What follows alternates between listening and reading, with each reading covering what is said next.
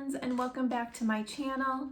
I love to share about the romance novels that I read here on my channel. I would love for you to take a second to consider subscribing and also give the video a thumbs up.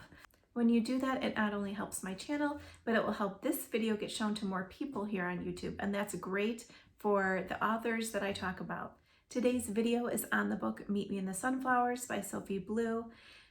I haven't read Sophie by herself before. I read two books, part of a series, the Sweet Vine series, and the books were Love to Jingle You and Love to Hate You. She co-wrote with Alexandra Silva. I did videos on both of those books. You know I'm a huge fan of Alexandra Silva, so I will include those videos in the description box below, but this is my first time reading Sophie on her own, and I was excited to get into this book. I had heard great things about Meet Me in the Sunflowers, and let me tell you, it did not disappoint. Meet Me in the Sunflowers is about Isabelle and Tyler. Isabelle has just come through a rough patch in her life where her beloved grandfather, and this touched me so much, has passed away. She's very, very tight with her grandfather, and it has left her rattled. Her grief really took over her life for a while. I understood where she was coming from with all of that. The book takes place in England, and when it starts, she has decided that she is going to go to a sunflower farm and be with the sunflowers. Her grandfather used to call her his little sunflower. Sunflowers are the flower of, is it hope and love and friendship? I can't remember exactly, something like that. But you know how every flower has a significant meaning. So if you're giving somebody flowers, it's usually a significant meaning, like, red roses are for love, stuff like that. Yellow roses are friendship, I believe.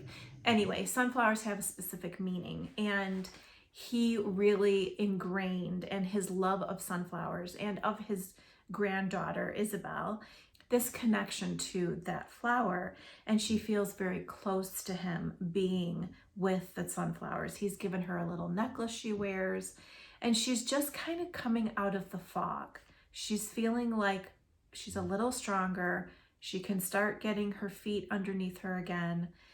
And so she's at this sunflower field, and she's sitting outside the cafe and having a cup of coffee, and this handsome gentleman comes up to her and asks if that seat is taken, and it's Tyler. The book is told from Isabelle's perspective, and this is what she says about her grandpa passing. After Grant passed, I struggled mentally, and my anxiety went through the roof. Concentrating on anything was a struggle.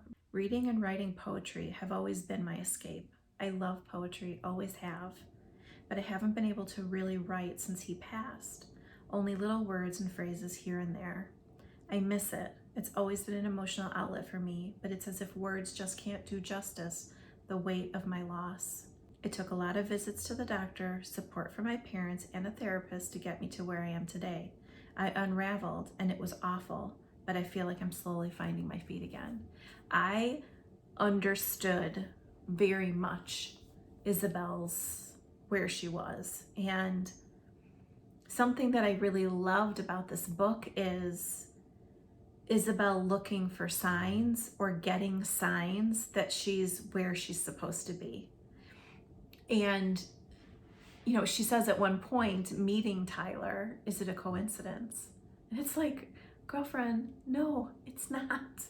I went exactly in my head where Sophie writes Isabelle going, in that it's like, he's at the sunflower place, you're at the sunflower place, you're thinking about your grandpa. Grandpa's got this all worked out for you. And here it is. I went there, I did. So Tyler and Isabelle get to talking, and as it turns out, and I thought this was so funny because I just read another epic road trip in Before Us There Was Him, and I'm actually shooting that video today. I am in the same clothes, so you probably will recognize that.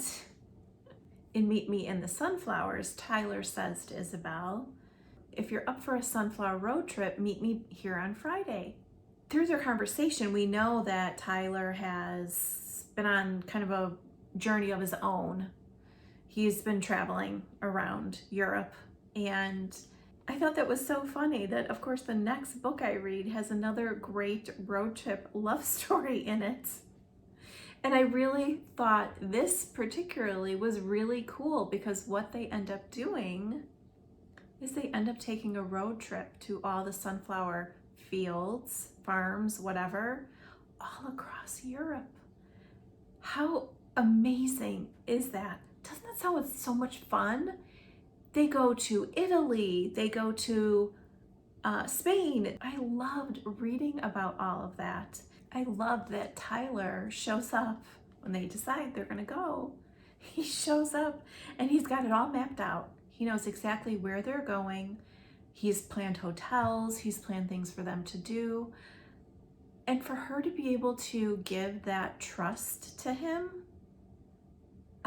I was like, girl, that's not a coincidence. Isabelle's like, I want to trust him. I want to go do this. And her family is like, go for it. You deserve it.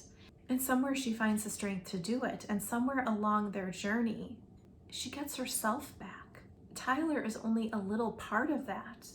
She's starting to feel and find herself before she realizes, oh my gosh, I kind of like him.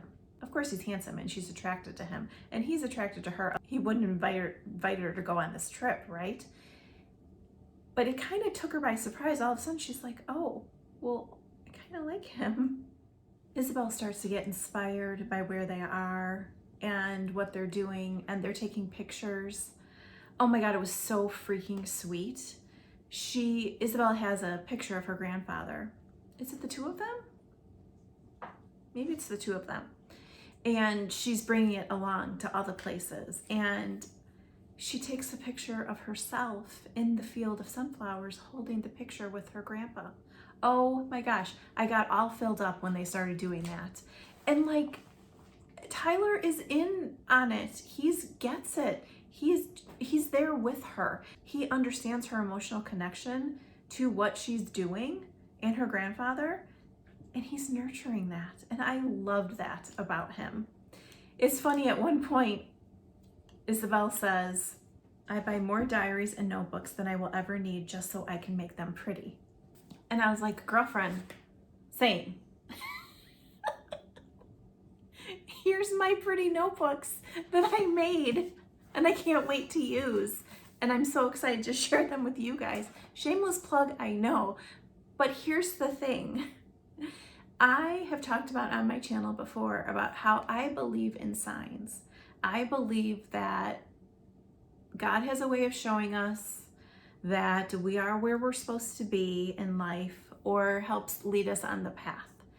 I believe that our loved ones are never truly far from us, and that if we look, they show us signs all the time that they're still with us and still connected to us.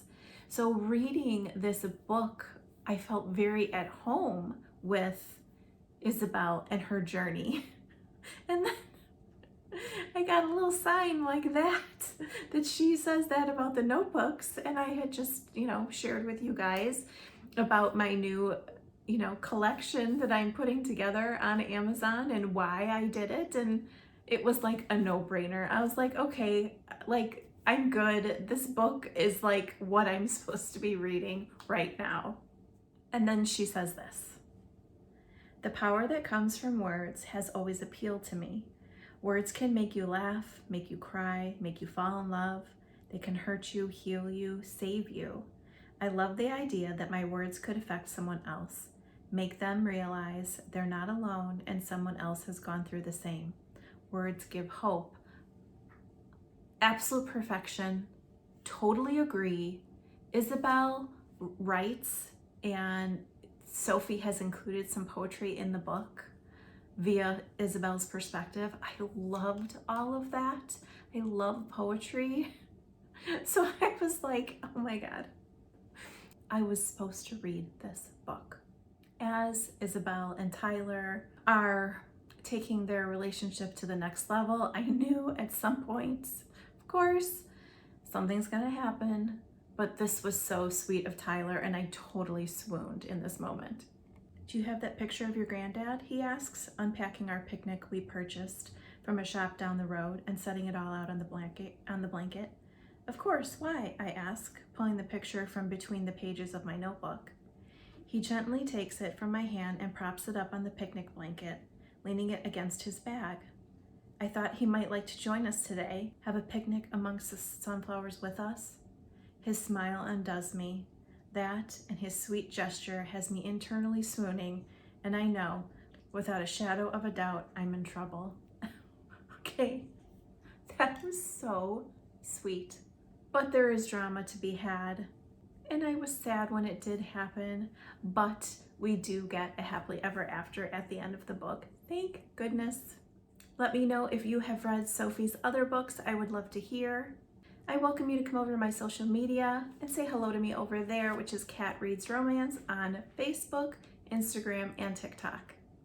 I always include a direct to Amazon link to the book I'm talking about. In this case, obviously, Meet Me in the Sunflowers, in the description box below. So if you'd like to grab the book, it'll be right down there for you. Thanks for hanging out with me today, guys. I'll see you soon. Bye.